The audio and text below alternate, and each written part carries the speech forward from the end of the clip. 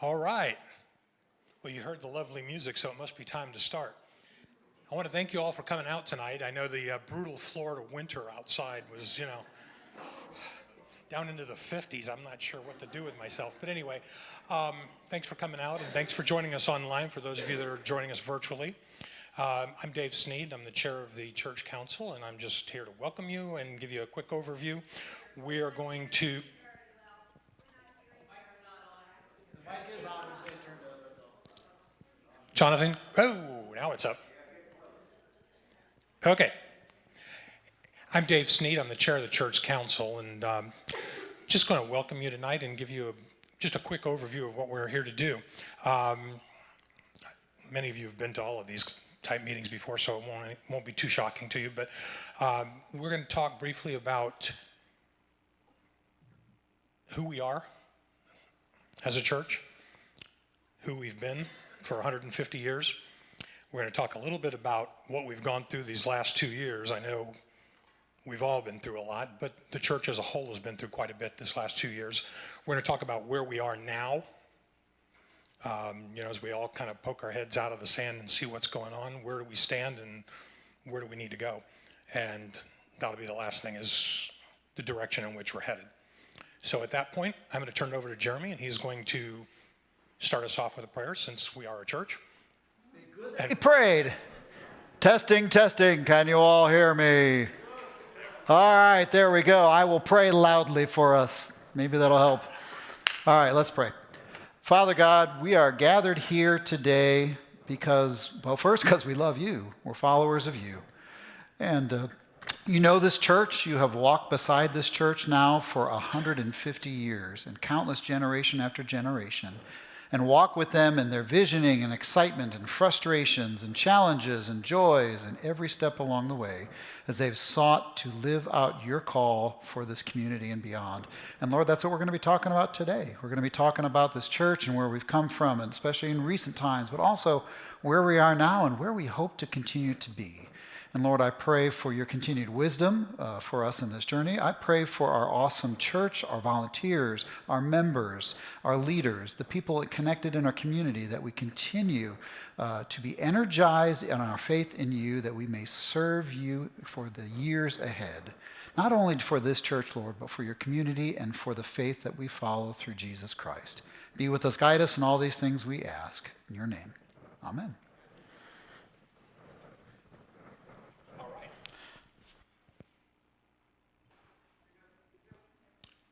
Do we have Richard via the screen?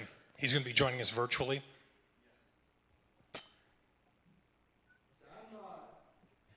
One moment, please.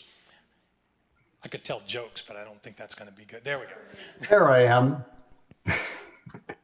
Hey guys, out of honor of the past 2 years, I thought I'd broadcast from home. But actually, the reason is Linda ended up having a little appendicitis problem and had to have her appendix out and go to the hospital. And when she went to the hospital, this wonderful thing called COVID apparently is with her. And so I am broadcasting from home in hope of keeping everybody safe. Linda is fine. She is all well and healthy and getting back to normal. As far as the COVID goes, she is non-symptomatic. I've been tested and I am negative.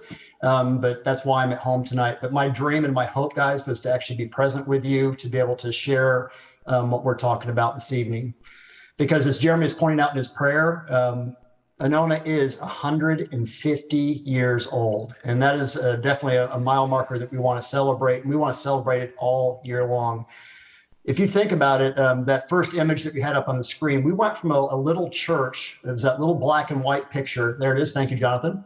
That little black and white picture of that chapel, which is still on our campus. That's the chapel that's over attached to the chapel that people are familiar with, that sort of sticks out the side of it.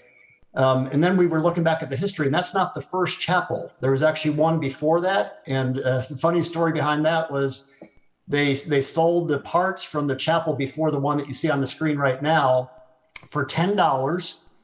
And they were applying that $10 toward painting that building, and the paint cost $12 to paint that building. So that's nearly 150 years ago. Point is, guys, we have been a pioneer church since our beginnings back in 1872. And we sought to honor and we sought to retain that pioneer spirit over all of those years. And we don't plan on stopping now. We want to honor that legacy of our past by living into that pioneer spirit as we move into the future. In other words, who we will be, who we must be, is grounded in who we have been. And so the question for tonight is, who have we been? And you look and you think back through those 150 years, some of the things that we've done. This church is a church that launched a school, Anona Elementary School right down the street. We're the ones that started that school and gave it over to Pinellas County School System at some point in our history. We're a church that connected with other churches. And if you look at our church history, there's stories of us traveling to other churches or other churches coming to us with their youth groups and singing on the portico of that chapel that was in that picture that Jonathan had on the screen a minute ago. We're a church that's connected with and served our community for the entire 150 years. And you can think of even just what we've done in the most recent years that you've been a part of. We're a church that 50 years ago launched a thing that is now known today as Anona Christian Development Center. It's our ACDC, it's the preschool and the aftercare program. We're a church that's created innovative worship throughout these times. And once again, if you look at that picture, we had the traditional worship service. And I remember when that traditional sanctuary was built, I was about 10 years old, 8 or 10 years old at the time when that was built. And remembering that was meeting the needs of the time when I was growing up as a kid. I remember the Wesley Hall getting built. And then I remember coming back to the church and having the whole contemporary worship sanctuary that linked Wesley Hall all the way over to the traditional worship sanctuary.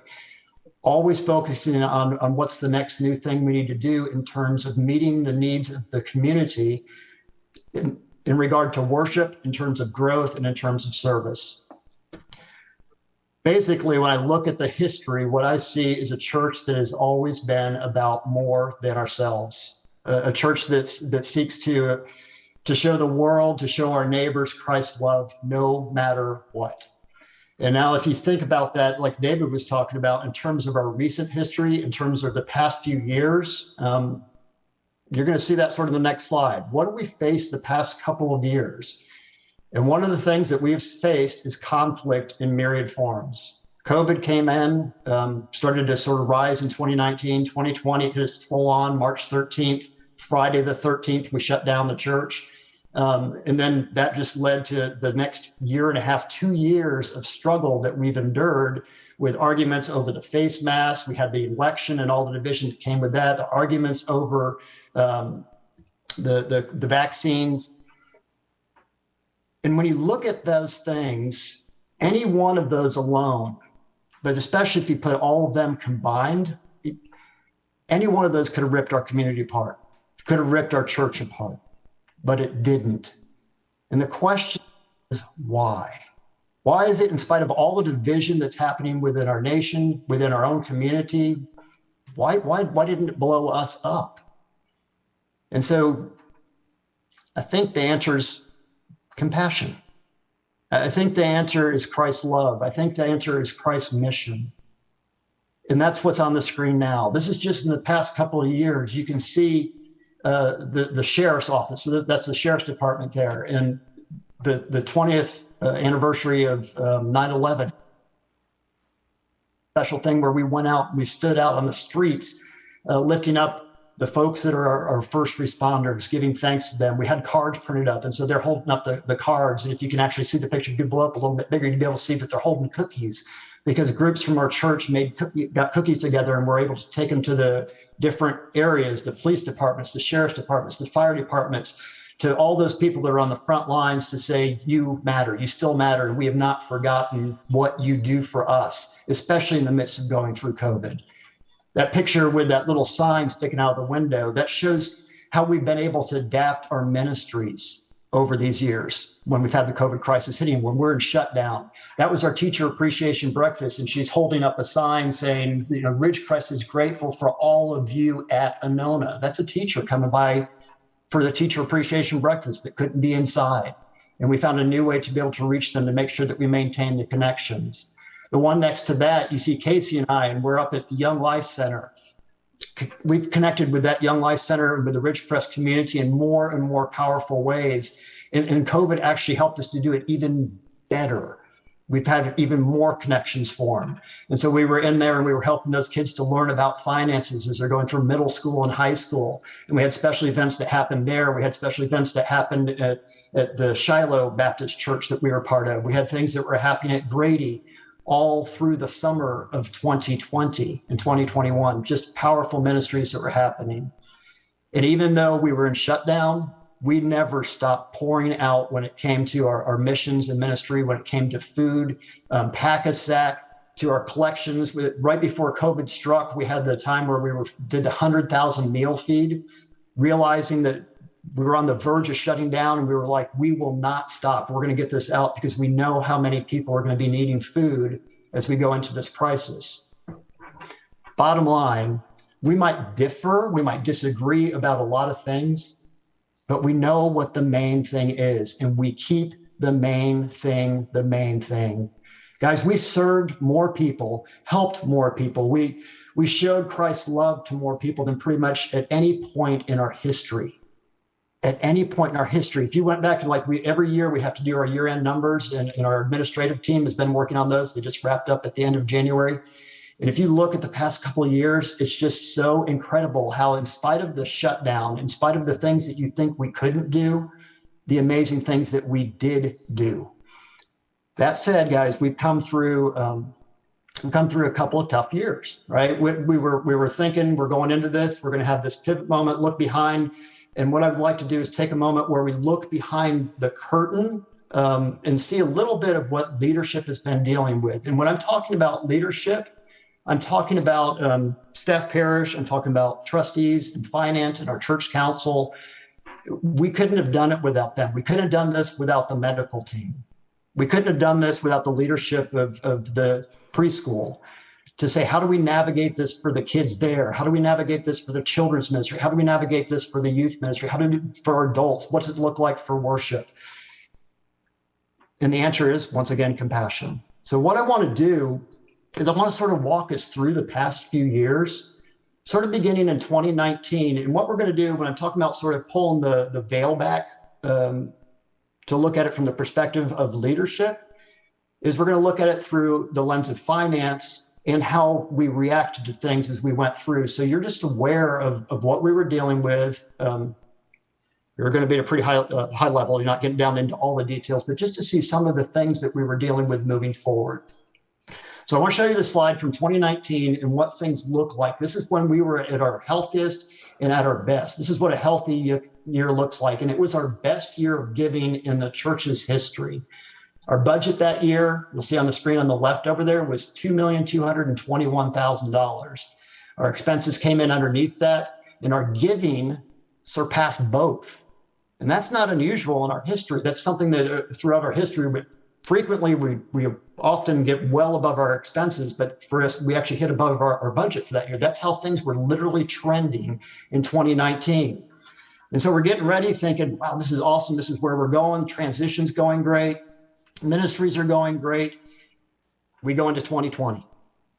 And then when you step into 2020, that's when March 13th hit and things shut down. And suddenly it's like you're pumping the brakes. Oh my God, look at just all the things that were happening that were causing us to go, what is going on? And when we entered into that time, you're thinking, wow, okay, 4 to 6 weeks. That was my thought, at least. 4 to 6 weeks, we'll be shut down. We'll lock down the nation. We'll lock down our community. We'll lock down the church.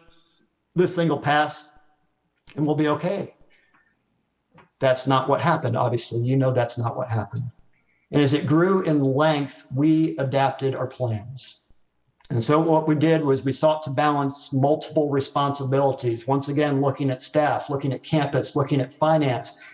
But we couldn't just look at those things, guys, without also looking at how do we maintain ministry momentum moving forward.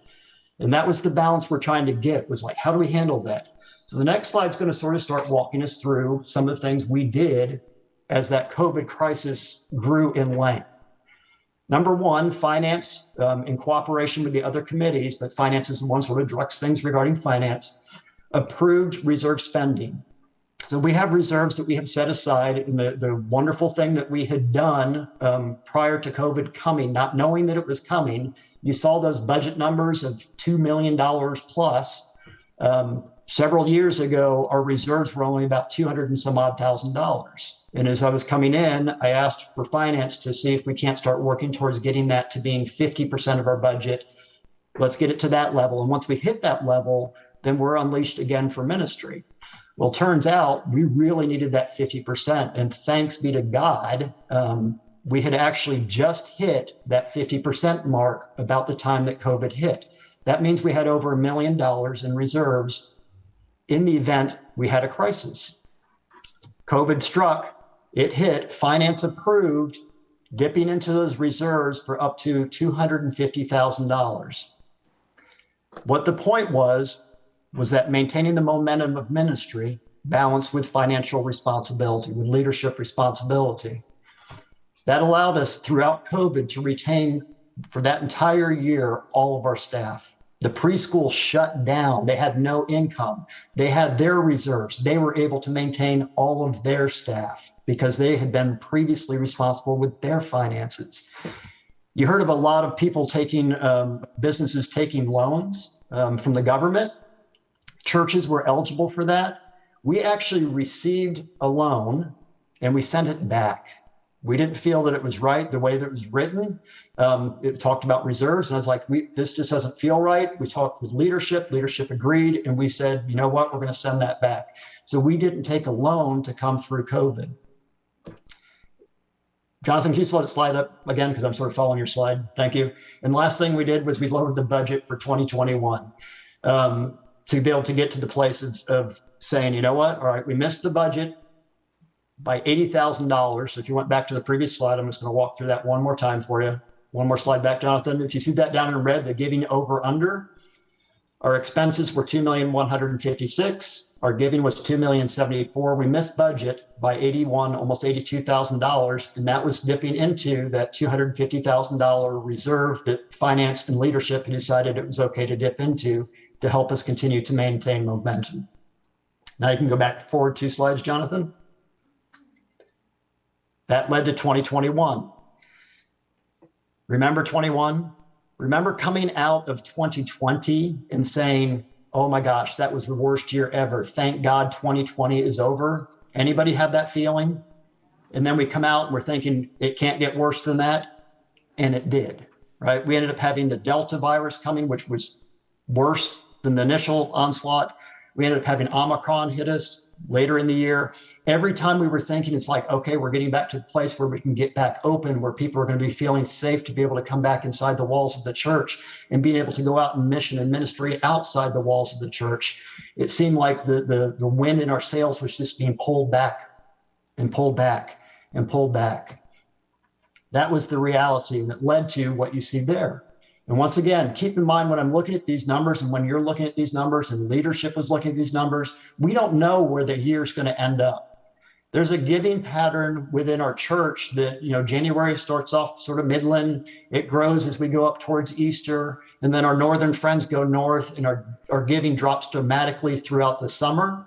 And then as you progress through the summer, it starts to sort of eke up just a little bit at a time as the fall months start to enter. Our northerners are coming back. The kids are back in school. People are coming back to church. And the giving starts to go up. And so it looks like this weird wave. And then December hits and it normally goes like a big spike up. And that's our normal giving pattern. And so as we're looking throughout the course of the year and saying, all right, it's not looking great. We had gotten approval again to say, how do we handle this moving forward? And finance had once again given permission to say, you know what, we didn't use all those $250,000 in reserves last year. We're still willing to do that this year to make sure, once again, that we maintain ministry momentum. Jonathan, go ahead and go to the next slide. So this is what we did during the course of that year. Finance approved that reserve spending. The thing that was different that year was right about the time fall was starting, we got word that one of our members had passed away and had remembered us in their will. And that will was rather significant. And we'll talk about that in the next slide. It gave us an ability to be able to say, we can keep going with the momentum we've got going. And we're going to make it and we're going to be okay not totally knowing where we were going to end up the year. We just knew it was not going to be as good as 2020 had been, which wasn't as good as 2019 had been. So we're progressing along. It still allowed us to retain our staff throughout that year. It still allowed us, once again, there was another loan that was eligible. We didn't take that loan, didn't get that loan, to be able to move forward, which led to, next slide, the will. So I want to talk to you about what we did with that will, or what we're in the process of doing with that will. What I want you to know is that anytime you remember your church in your will, the first 10% of that will, you have a commitment from the leadership of this church that is probably about a decades-long process that we agreed to years ago, to say 10% of any will that is given to us goes towards mission. This will was $366,000. So automatically, the first thing before any decision is made, before any vote is taken, we know that 10% of that money is going to go towards missions. So that is set aside. We started looking at it from the perspective of where have we ended up the past year. We knew at that time we had been $81,799 short in 2020. We could make that up. We didn't know where we were going to end up in 2020-21, but we figured we'll be able to probably cover that. And we were able to. We now have those year-end numbers. We were $209,000 short last year, almost $210,000 short. We still had $38,000 left over. So we were able to put that back into trustees' reserves. And trustees has gone through a lot of money in the past 2 years just trying to maintain our campus. Air conditioners have been going out. We've had to fix roofs in Wesley Hall and the Contemporary Worship Sanctuary. Expenses that really aren't built into the budget to be able to cover. This will gave us an ability to help start replenishing some of the reserves we'd set aside for that. The beauty of all of this is that we have come out of COVID, this crisis, with our reserves replenished, having maintained as much momentum as we probably could in the midst of all that was happening, making a difference in our community, touching people's lives with the love of Jesus Christ in a way that we can celebrate. So the question is, where are we now? We're at a place where reserves are solid. We're back to where we were before. From the finance committee's perspective, the trustees is still a little bit low. COVID looks like, hopefully, it is going away, and we have a better way to deal with it through vaccines and treatments and things that if you do get it, it's not quite the impact it was, especially when it first came out. Our attendance overall is down through COVID. The attendance in terms of coming back in person is growing. So it's been nice to see. I got to greet some new people. It seems like almost every week I'm greeting several families at each worship service or individuals that are back for the first time. And we're so excited to be able to see people again face to face. That said, we missed our expenses by $200,000 last year. And so the cuts that we made the previous year were not enough. We're having to make cuts again this year. And so we started looking over the budget and saying, where can we make cuts? One of the things that we did during COVID in order to try and balance that responsibility with ministry impact was if there was positions that fell open or were open as we were going through the year, we didn't fill them. So if a person left, that person was not replaced. A lot of those positions were part-time positions that weren't filled. So we have like student ministry assistants, children's ministry assistants, just different part-timers that in this coming year, we've eliminated those positions. And it's actually, the language we've been using is it's really about right sizing. Right now, our children's ministry is not what it was before COVID struck. Our youth ministry is not what it was before COVID struck, just like our worship attendance is not what it was before COVID struck. So it's giving us an ability to sort of right size for the circumstances at the moment. And what we've done is a $200,000 cut, largely by doing an elimination of unfilled positions, scrubbing a few line items, and we've taken a few staff positions and reduced them. So we've had some full-time positions that we've had to reduce to part-time, some part-time positions that we've had to reduce some more in terms of part-time as well. That gives us an ability to start moving forward and saying we can keep maintaining that ministry momentum that I'm talking about. That said, it leaves a gap. So Jonathan, if you can probably go back a couple of slides again. And I'm going to show the gap.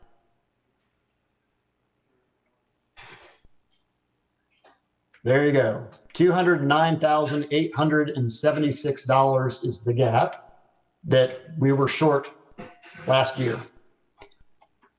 Trying to make sure there's another slide. The one that has the question marks on it, Jonathan. That one, thank you.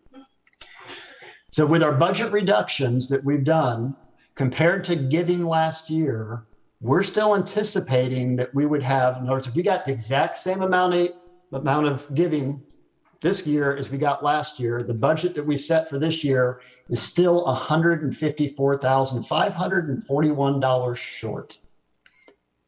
So the question marks are, there's our budget, $2,046,000. Back in 2019, that was 2.3 million some odd dollars. And we've left question marks there because we're wanting to maintain that ministry momentum. And any other cuts that we do at this point, you can't take it out of insurance. You can't take it out of light bills. It will start to impact the ministries of the church. And so we don't want to do that. I don't think any of us wants to get to a place where we're saying we're reducing children's ministry or we're reducing youth ministry or missions ministry or music ministry. We don't want to reduce any of those things any further than we've had to already. That means I'm inviting and asking you guys to sort of step into that $154,000 gap. Some of you can do that in a way that can fill that gap pretty quickly. Some of you might be able to fill that gap by saying, you know what? I pledged to the church $25 per week. Right now, I can raise that by $5. That's a 20% increase just by increasing your $25 giving by $5. A 10% increase is $2.50. But if every one of us does that, if every one of us was just to give that 5 or 10, 20% more, we're going to close that gap and more. And suddenly we are right back on track with where we were back in 2019. We're not just meeting our expenses, we're meeting our budget because our expenses frequently come just a little bit underneath what our budget is. And when we get to that place, we get to start dreaming again. We get to start dreaming about the ministries that we can do. So what I want to do is pause for just a second before I start dreaming with you, because the next part is sort of talking about some of the things that we hope to do. I want to pause for just a moment, just to hear if there's any questions about anything I've shared.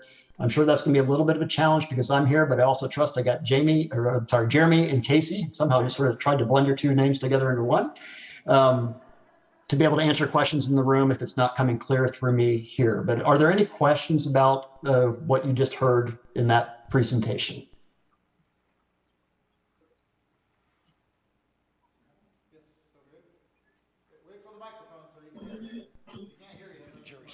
I see David moving.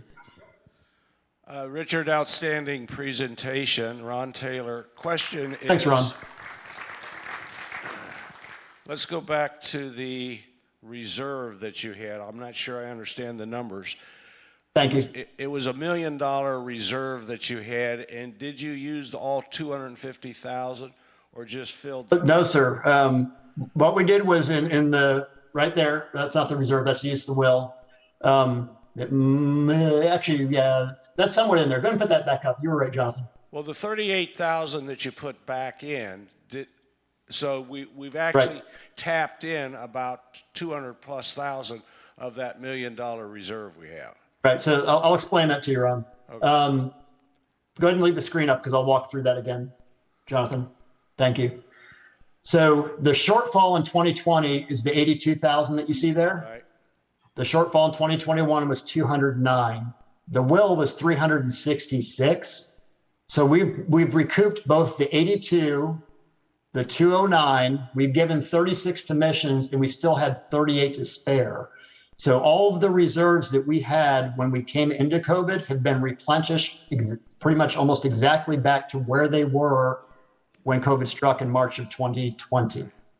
So those reserves are back. The place where you heard me say that we spent more is in terms of trustees' reserves. So trustees also has their reserves. They had, I think, probably $350,000, $400,000 in reserves.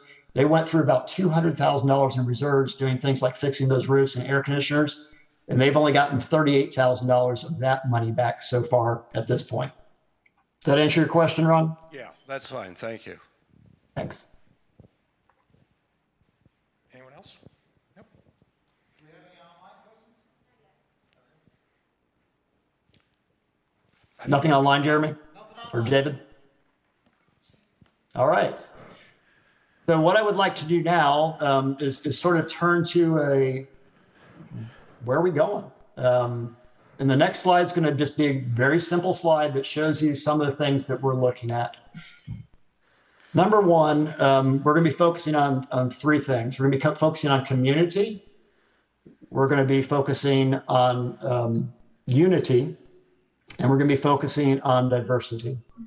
So part of what you see up on the screen on that upper left, if you were there for the Thanksgiving dinner, that's us at our best. That's Anona. When I think of our 150 years and all the meals that I was a part of as a kid at the church, or trips to Taylor Park when we used to go out there as a church when I was a kid, that's been us for the whole 150 years, I'm sure. Getting together, enjoying meals, sharing time together over table, laughing and just enjoying life and realizing we're in this journey together as a community of faith. With that, we're looking at a couple of things. And one of the things that I talked about a few years ago, back when COVID was first striking, and I was thinking it was going to be 4 to 6 weeks, I talked about a playground being built on the Wilcox Road side of our campus. And we had a donor that stepped up to help start making that possible. And so I'm going to turn this portion over to Jeremy to talk about, because Jeremy is the one that's going to be heading up the development of that playground, and give us a few details of what he's discovering so far. Thank you, Richard. And I got to tell you, this is a fun project, so thank you. I love fun projects, and we said, I want you to help get this playground going. I said, yeah, that sounds like a fun one. We did. Part of Richard's vision was not just a playground, but when we talk about this, this is a place of connection. We want to develop specific places of connection for our community, where we can engage people, where you saw the picture up there of the families, but a place for parents with their kids. And we talk about a place for parents and kids. Now imagine the ability for parents to hang out. My kids were a few years younger. They're teenagers now, so they're now into cell phones and other things. But in their younger years, we would pick 1 or 2 days during the week, and usually on Saturdays if we could, and we would just go hang out on the community playground. That was a place they loved to connect, they loved to play. Sometimes they'd meet their friends there. Sometimes I'd be able to connect with some parents or just people I knew. And it was a real connection place. And that's what we're hoping to do with this, is to build an opportunity for us to have this place of connection with the community. And so a couple things have happened. We have we're just now getting this off the ground. So I have a small task force that's made up of representatives from our trustees committee, one of our active families in the church who actually have children of the age who love playgrounds, because I love the thought of having kids help to design this. You know, I'm an old guy. I don't know what's cool with playgrounds anymore, but kids do. And so we're going to have some children involved with us in this process as we're looking to get this designed there. We're going to have some pastoral and our children's ministry connection as well in that. We've done a little bit of research just in the past couple of weeks. One of the great opportunities for me is I got a chance to reach out to the city of Seminole, and Becky is their recreation director in the city of Seminole. If you've ever been to the playgrounds, especially up on Park near the Home Depot, you know the area I'm talking there? It used to be basically a plot of grass. Well, they have now built the most interesting playground there for the community. It's not even quite done yet. They're still in process. So I had a chance to talk with Becky a little bit about the process and how they did that and what were the companies they used, what was their vision for it, and where do they go. Not only talking about that one, they also had another project they worked on, and I apologize, I don't have the name, but it was nearby there. That was also another playground project that's probably a little more in line with what we're looking for on the scale that we're looking for. And had an opportunity to find out how that works. We've also reached out to 3 different building companies that actually design these and had some great early conversations of what some of these things might look like. So now we're in the process. The committee actually meets for the first time tomorrow. So they are meeting tomorrow, and they're going to be putting a pretty aggressive agenda together to start connecting with some of these companies, to start hearing not only our dreams and what we hope for this, but what the community, what these companies can help us in providing what they believe believe will be a opportunity for us to build something that really will connect with families and with the community there. Our goal is to have the design completed, approved by trustees, and ready for the ribbon cutting for guess what? Our 150th anniversary. And if you haven't heard yet, isn't that cool?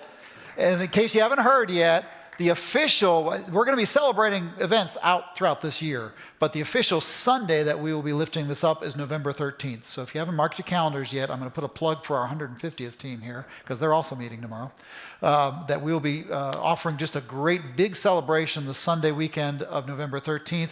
And our dream, this is aggressive, guys, because if any of you have had any experience in the past year and a half with building processes and building companies and shortage of parts and labor issues, you know the struggle that we're dealing with. And so the goal is we hope to have this open and ready and cut that ribbon for that November 13th, or as close as possible that we can get to that, because we want the opportunity to celebrate this. So it is underway. It's ambitious, it's exciting, but again, it's another place of connection. And I think we're really excited to have this opportunity to provide this. So. Jeremy, would you like to offer questions for that? Yes, we do. What? Oh, this one. Yeah, that was a fun project too. I like that one too. That was fun. Any questions online? No? Any questions all in here? I see a hand in the Yes, back, Jeremy. Pat. I see Pat's hand up. What about the liability of the playground? I'm glad you asked that. We got attorneys. So we will definitely be looking into that. Here's the thing. The cities have figured it out. The city of Seminole, the city of Largo, they have open playgrounds that people participate in. They have figured out a way to make sure that the public can use it safely, that they have appropriate coverage. We are blessed that we are part of the denomination called United Methodist, and that provides us with a very significant insurance coverage as well with that. So I can't say for sure all the steps of what it does and does not cover, but I can say we are looking into that to make sure that we have appropriate coverage there. But for me, at the end of the day, if a small town can do it and put a park up, we should be able to do it too. So, good question, though. Other questions? All right, thanks, guys. I'll speak to that one as well, Pat, because Jeremy's right on. I'll tell you my feeling. I don't want lawyers to dictate what we do for ministry. And it's an opportunity for us to connect with the community, and that is what insurance is for.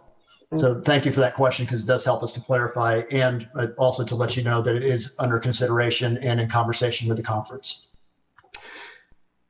That's not the only thing we're hoping to do, guys. If you remember a few years ago, we did the refreshing of the traditional sanctuary in the lobby and new carpeting throughout, all the way through to the Contemporary Worship Center. We did tech upgrades, all to give us an ability to have a focus on worship, that people walk in and their experience of the church is fresh and inviting as the people are within it. It's really important for your facilities to be able to match the ministry that you're seeking to do. And that's always tough, guys, in terms of what we're seeking to do and seeking to become. And the reality is, when you look at our campus, we have elements of it that are beautiful, wonderful, good, and true. There's other parts that not so much. So what I want to talk about next is one of the shortfalls that we have had for years. There is a wonderful room down the lobby that has a glass wall called Room 110, a very exclusive, unique name, Room 110. That room was built with the intention of being a model room for future construction, to say this is ideally what we would have available for small groups. And the reality is, we've never been able to do that. And it might still be hard to do it at the level of what it's shown in that room. But we've got a thought process for ways that we might be able to at least accommodate having more adult spaces on our campus. And sort of like the series we've been doing, where you see all the dominoes falling, it's sort of like a series of dominoes that has to happen in order for these things to happen.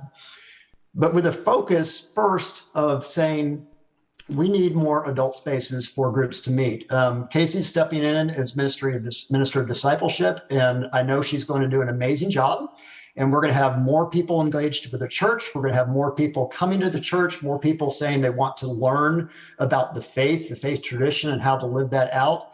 I got grabbed on Sunday morning, this past Sunday, by a couple of guys that were saying, we want to start a men's group.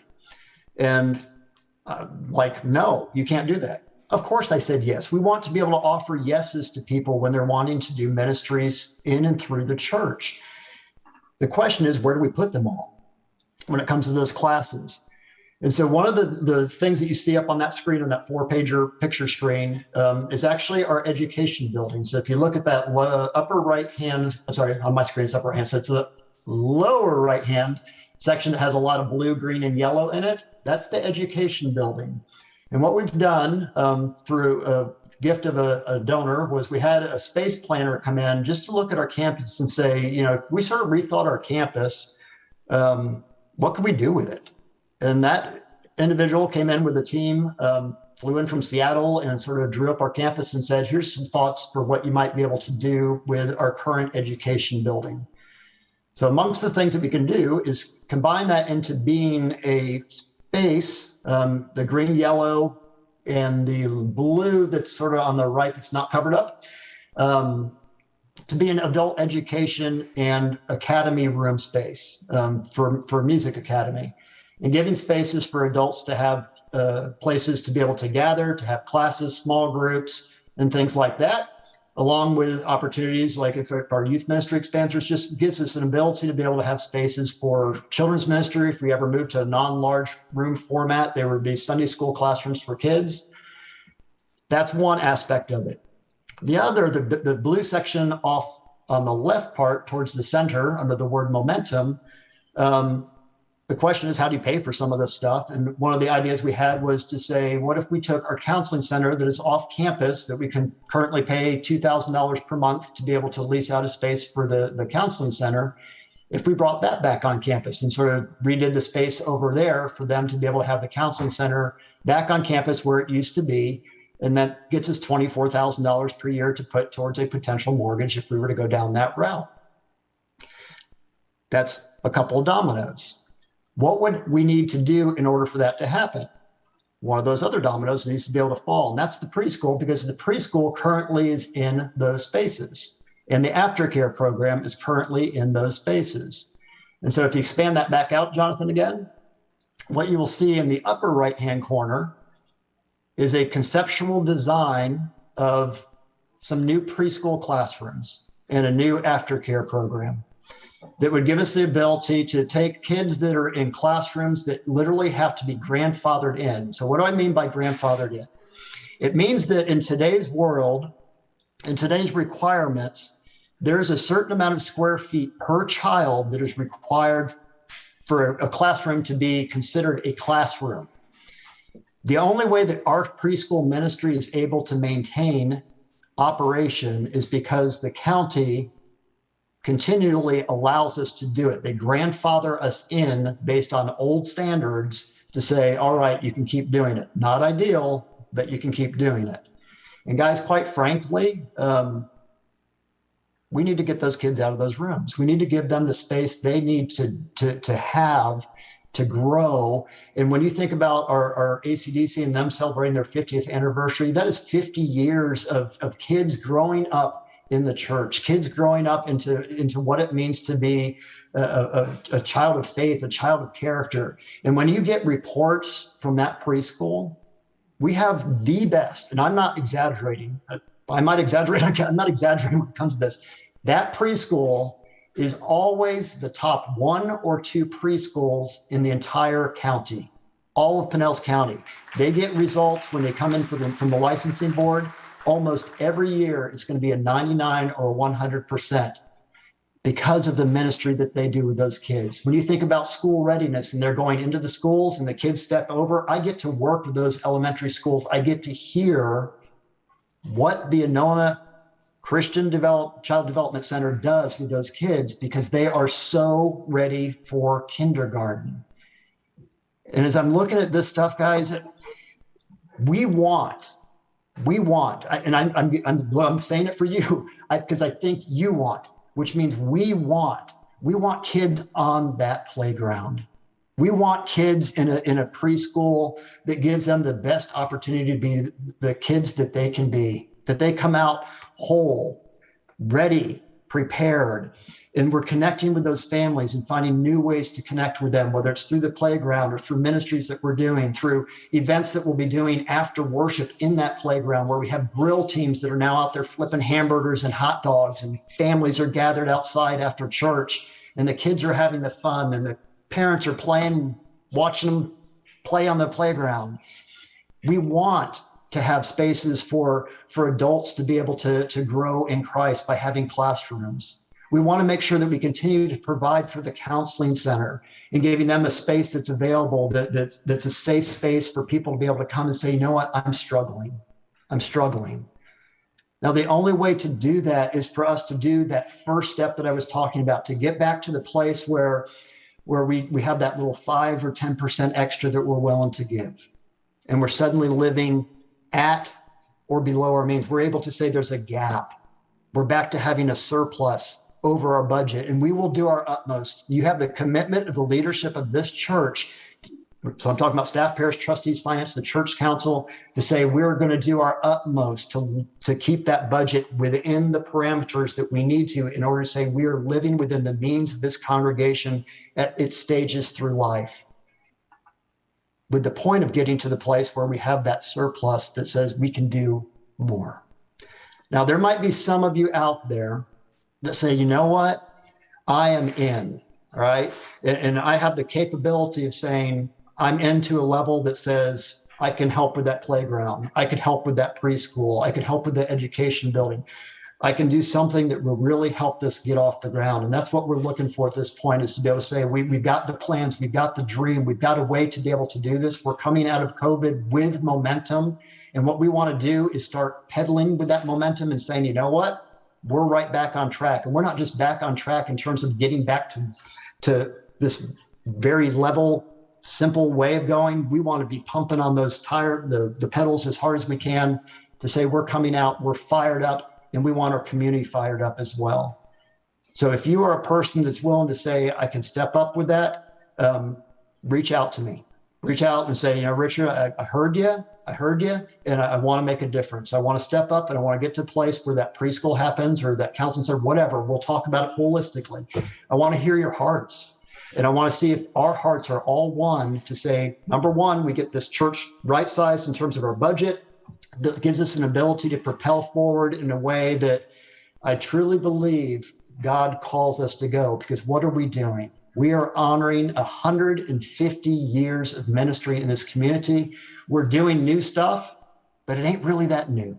We're doing stuff that this church has a legacy of doing. And we're just seeking to do it and say, you know what? The platform that they built, the foundation that they built for us, we want to build that for the next generation.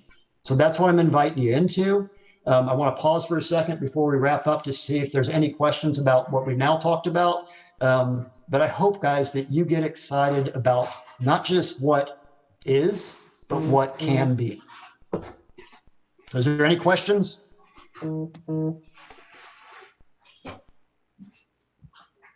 Comments?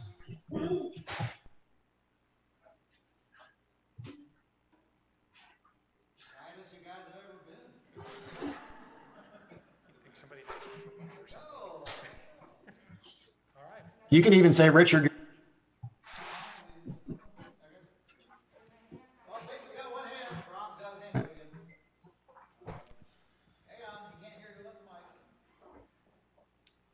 Well, again, congratulations. I reading the tea leaves, I think the next step is you need to develop a campaign with some target goals and maybe a 2-year, 3-year, 5-year plan, and prioritize these projects given the number of giving units we've got, so each one of us can have an idea of, if we all come together on this with some kind of organization, we can meet each of these goals realistically over the next short horizon, which is maybe only a year, or maybe it's 3 years. I think you need you've got a great mission. You need to put some numbers behind each one of these goals and tell us how many units, giving units there are, and what it would take to meet each one of those goals. And I think your church, I know I will, rise to that occasion. Thanks, Ron. We actually do have, thanks, Ron, yeah. We actually do have a 5-year plan that we're working on. All right, so what you're seeing is very conceptual stuff. We're merely floating the vision at the moment, but there is a plan. Part of that plan is literally unfolding and has unfolded.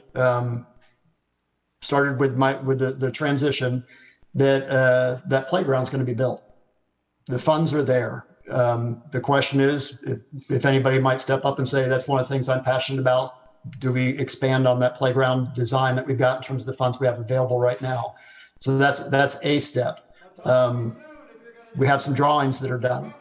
We know some rough numbers for potential construction, but that's all in development. But you are true, right on the mark of, yes, we need a defined plan. And I want you to know that your leadership, in terms of staff, parish trustees, and finances, on the ball and on the mark with that. Thank you for the question and comment.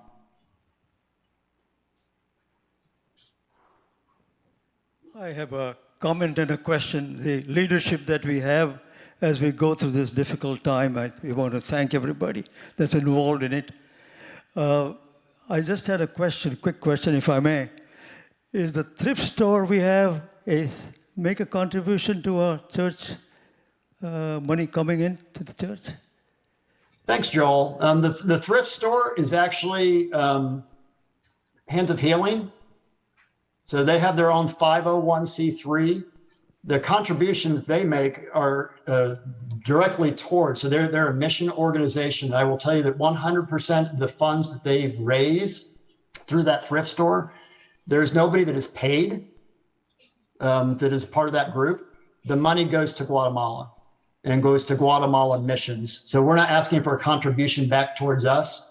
That is them doing mission towards Guatemala, and we are very supportive of that. I just want to add to that there are funds that they do locally too, Richard. So it's Guatemala and local missions, but you're right, 100% goes to missions.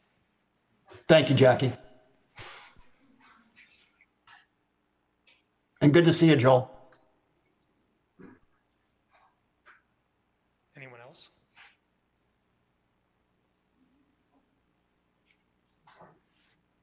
Okay. If anybody could just give me a feel, what are you feeling, guys? Rather than questions, give me a few comments. We got a thumbs up, Richard. I can't hear you.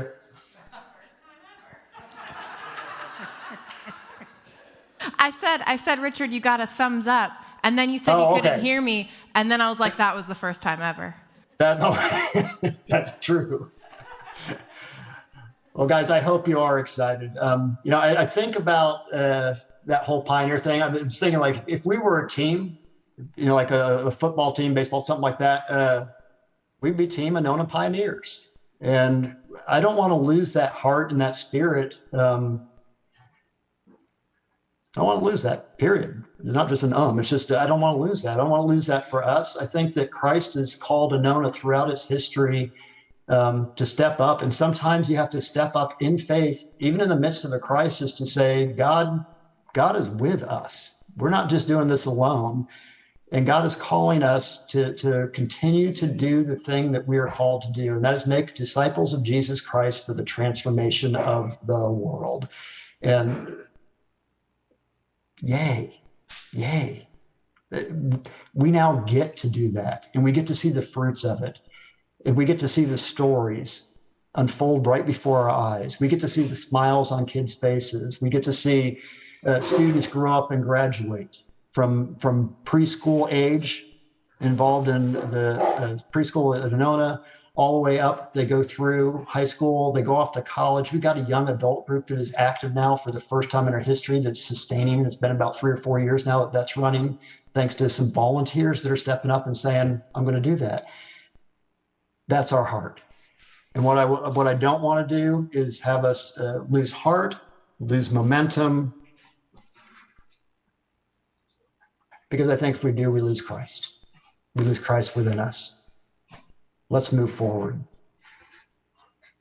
Casey, I think it's up to you to close us in prayer. And I just want to say thank you guys for taking some time out of your evening to listen.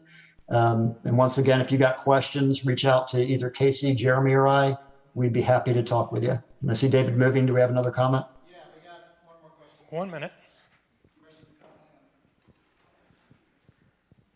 Sorry, I didn't see your hand. I just have a question. Maybe it's just I couldn't see the picture well. That last domino that falls, where the AC/DC would be, where is that on campus? Oh, thanks. That's a great question, Jacqueline. So if you think so you're facing back towards the back of the campus from Indian Rocks Road, the playground, the children's playground that is in the fenced area, back along the back where the pond is in the road. So that comes out of sort of where the kitchen, back by Wesley Hall, and it heads north. And it would sort of start wrapping around the playground. One of the things that we were looking at with that was security. And rather than using a chain link fence as security, we could literally start doing the buildings to form more of a courtyard around the preschool where the kids could play in the center. And they would be in a safer place because the buildings literally serve as the fencing around the kids.